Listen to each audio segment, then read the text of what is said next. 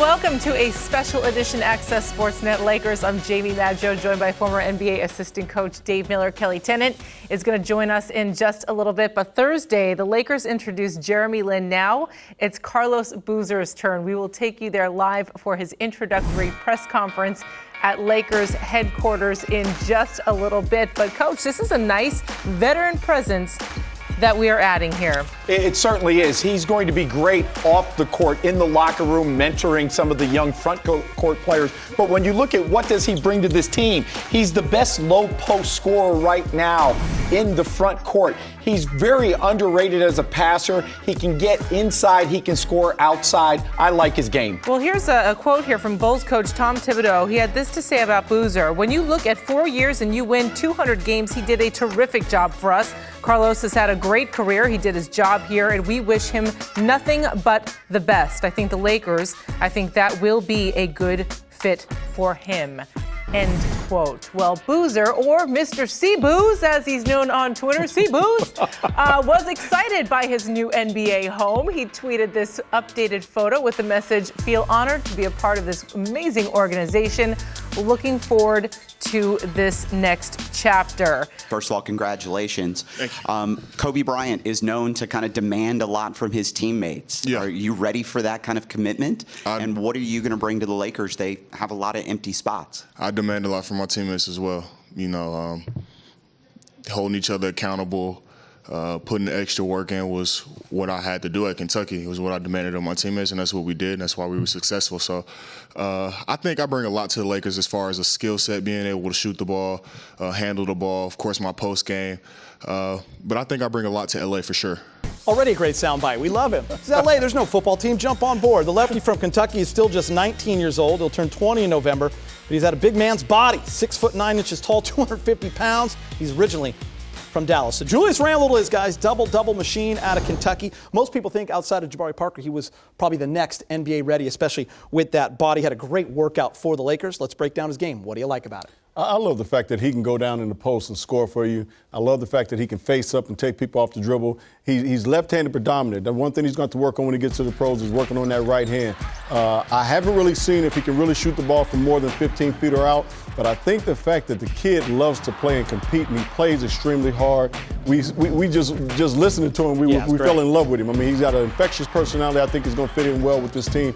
And he knows right from the get-go that it's going to be demanded on him from Kobe Bryant that you have to come with that work ethic every single night. He also said, I'm demanding on my teammates as well, and I like that. You look at his strengths: power, rim attacker, rebounding. He averaged a double-double, shot 50% from the field. Weaknesses: scoring over length and defense. That's the other concern. All right, let's welcome in Kelly Tennant, who's been following reaction to the Lakers pick on social media. Kelly. First of all, just for the record, Coach, you still got game. So don't you worry I about love it. you, Swaggy T. Of course, Twitter going crazy, and we've heard from so many different fans all day following this draft. And of course, Julius Randle actually tweeted himself saying, "Thanking God for today. Thank you to my family, friends, and fans for supporting me on this journey. Honored to be a Laker. Hashtag Laker Nation." I like seeing that Laker Nation from him already. Then Mike Bresnahan of the LA Times saying, "Lakers went with big game experience, proven power down low instead of draft combine measurement king." And then the king, Kobe Bryant, tweets, "Welcome home, Julius Randle, from one legendary institution to one epic franchise." All right, we've got an interesting group of bigs on this roster with a variety of skill sets. So let's identify some of the strengths of this group, okay? I'm going to take you through a couple categories. Tell me which player you think is the right fit. Best scorer. Well, I think there's two that come to mind: Boozer or Julius Randle. And I think I would side with Boozer for one reason. Because Boozer's the vet. He's been able to score in the NBA. Randle's just coming from the NCAA. I think that you're right to identify those two. I am going to take Randle. Even though he's a rookie, I just think at this point of his career, Boozer was only around 13 points last year. And Randle, I think, is just a more talented overall player at this point, even as a rookie. I saw him tear up Summer League. He can get to the bucket. Fours are too small. Fives are not quick enough. So I think that I'd go with Randle, but it's narrow, Coach. I had trouble with that one. Okay. Oh, Mike Trudell has trouble. We Well, never it's a tough knew. one. It's a tough call for that one. That's a good sign, though, for Byron. Yeah. Best shooter, Coach? That's easy, hands down, Ryan Kelly. And I think that's the skill set that, Byron's not a stretch four type coach, but in the Princeton offense, you've got to have bigs that can shoot the basketball. He can stretch it to three. Yeah, Coach said it. As a rookie, shooting almost 37% is really good, especially for a second-round pick. He's got a pure stroke. This one's no contest. Even though Boozer can step out and hit a consistent J from the elbow, I'd give it to Kelly. All right, how about best rebounder? Two come to my mind, Jay Hill and Davis. I'm going to side with Jay Hill when I look at stats alone. Last year, Jay Hill averaged 7 rebounds a game. Davis averaged 4. I think Davis can go get him out of his area, but Jordan Hill, that's what he does, and he does it well. I'm with you on Jordan Hill, and he does it well on both ends of the court. So offensive rebounding, he's one of the best in the league, really. Defensively, sometimes he'll even forget his protections and his rotations because he's worried about getting a rebound. But 12.8 per 36 minutes rebounds, that's one of the best numbers you're going to see anywhere in the entire NBA. So that's clearly Jordan Hill. Laker legends. We have a tweet in from Jana Wong, and she's wondering about the team chemistry. Did everyone get along? Were there any disagreements? And how did we resolve those? Well, I think that around the league, everybody knew that Los Angeles was one of the best places that you could play, just in terms of being comfortable for the whole season. You didn't have to put up with a tough winter like the guys back in the Midwest. Didn't have to do that, and the fans were awesome, and team management did what they could do to get the best players here. All right, let's get this started with a tweet from Real Lakers fan. The Lakers can win tonight, but they'd need their best effort of the season or play the way they did on opening night. Another one from Manny Miles. Lakers homecoming win tonight against the Beast of Indiana. Beast of the East, Indiana Pacers would really lift the team morale. I expect a good game. And lastly, I got the Lakers dropping 100+ on the Pacers and an upset win. I like it. You can also be a part of the show by calling the Laker line 661-7LA line. Leave a message and get your voice on Lake Show, which starts right now. Chris McGee, and joining me, former teammate and a friend of Landon Donovan, also the Galaxy director for the Youth Academy, Landon Donovan. Pete Vianess. Landon Donovan no longer with the Galaxy at the end of the season. Were you surprised when you heard this news, and what was your reaction?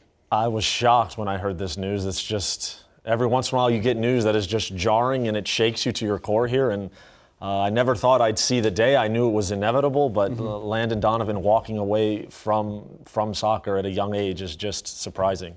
All right, Landon broke the news on social media earlier Thursday. His statement read in part, after careful deliberation and after many conversations with those closest to me, I've decided that this will be my last season as a professional soccer player.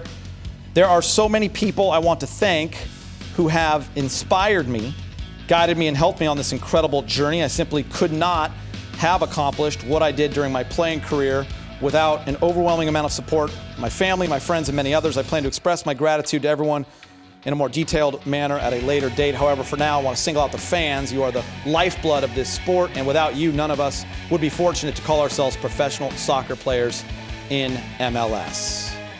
On Wednesday night, Landon was playing in the MLS All-Star game. He came on in the 47th minute and scored the game-winning goal in the 70th minute. With the goal, Donovan became the leading scorer in MLS All-Star game history, and the 14-time All-Star was also named MVP. That was just the latest accomplishment in Landon's storied career. Landon Donovan was born on March 4th, 1982 in Ontario, California, making him 32 years old. In 1999, he was part of the first U.S. national team residency training program class at IMG Academy. As a pro, he played in Germany and England, but found his greatest success here in California with the San Jose Earthquakes and the LA Galaxy, winning 5 MLS Cups and becoming the MLS all-time leading goal scorer. Landon also scored 5 goals in 3 World Cups for the USA. Landon is considered by many to be the greatest soccer player in United States history. Giants fans making their way to AT&T Park wishing that last night's 17-0 loss was just a bad dream. But it wasn't. Dodgers will send Clayton Kershaw to the mound today for the series finale as leadoff LA gets you set right now.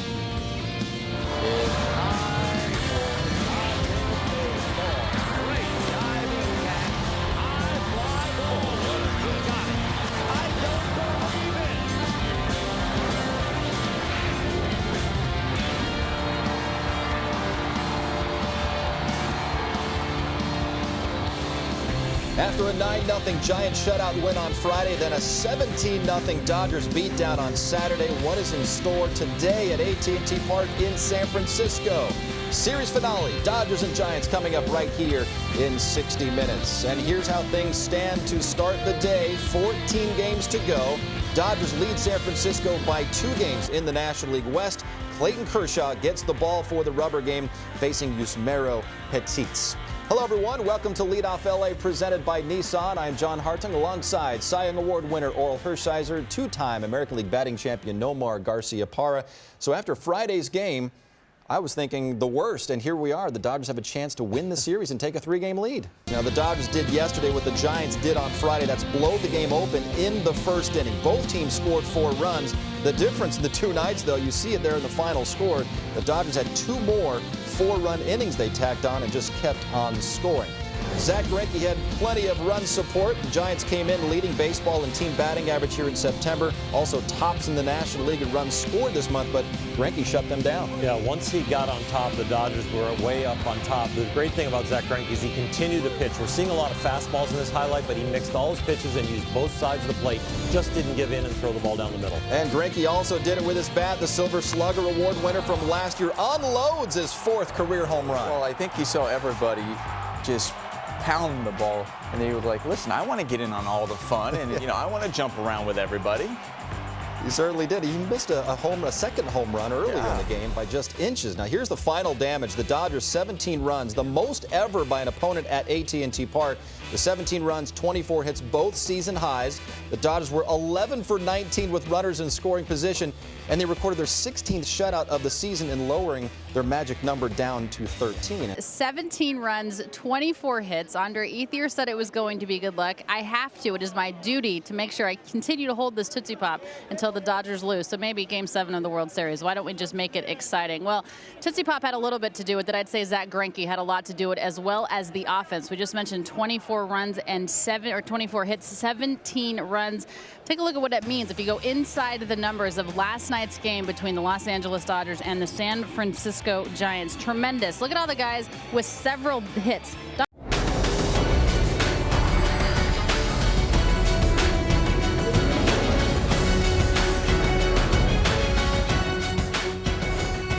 Hello, everyone, and welcome to this halftime edition of Access Sportsnet Sparks. Alongside the coach, Dave Miller, I am Jamie Maggio. A very exciting and close game taking place in Phoenix tonight. Let's show you the first half highlights. Candace Parker chipping in 11 points. Nneka Jantel Lavender also combining for 10 points for the Sparks in their 34-point effort in the first half. Pretty good first half effort, I would say, Coach. I thought so. Big's got to continue to play. The guards have to show up. And it is halftime in Phoenix. Nneka Ogwumike, here are 2 of her 6 points, but the Sparks are down by 1. We'll have more to come right after this.